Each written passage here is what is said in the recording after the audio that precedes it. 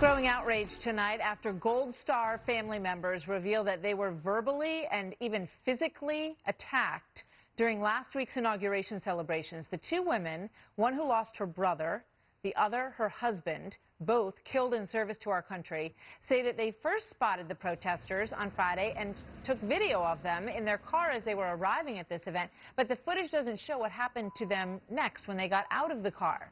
They say they were pushed and spat on and called vile names by these protesters. Joining me now is Ryan Manion, whose brother, First Lieutenant Travis Manion, was killed in Al Anbar province in Iraq back in 2007, and Ryan has worked on his behalf with Amy Looney with the Travis Manion Foundation ever since. Good to have you here tonight, Ryan. I mean, this is just an unbelievable story. Welcome.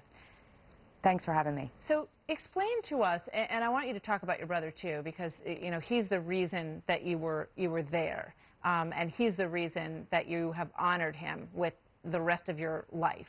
So here you are going to this event to remember him, and what was said to you, what was done to you when you got out of the car and tried to walk in? I can't repeat the things that were said to me, but I don't think I can repeat them on cable television. But, you know, we found ourselves in a situation where we had to walk into a group of about 75 protesters. And, you know, I honestly was not originally uncomfortable doing that, thinking that they had no reason to have any ill feelings towards us. But we realized very quickly, as soon as we kind of came upon them, that there was a lot of hatred in their eyes, and they just started screaming a lot of vile obscenities at us and, you know, spitting towards us. And, you know, for me, one of the most interesting things is they were yelling, "Get a job, get a job."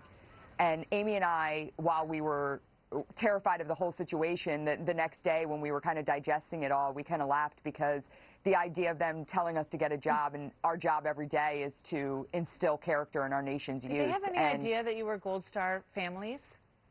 No, and I don't even think they knew that we were going to a Veterans Gala. I don't think they knew. I think they looked at us dressed up, knew that we were attending an inaugural event, and immediately thought, you know, yeah, we're gonna take our anger out on them. Right? I mean, that's what they were yelling at you about. Talk to me a little bit before I let you go about Travis Manion, who was such a hero and saved many lives on the day that he died.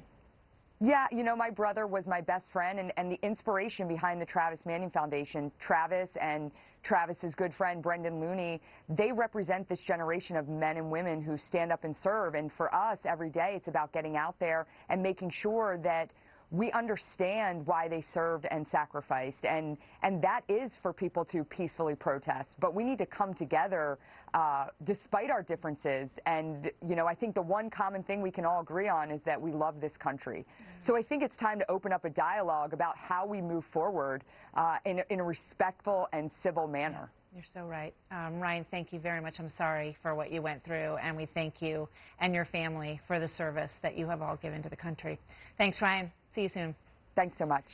So Ryan's noble behavior in the face of that anger brings me to our quote for tonight. A founding father with some advice for us in these rancorous times.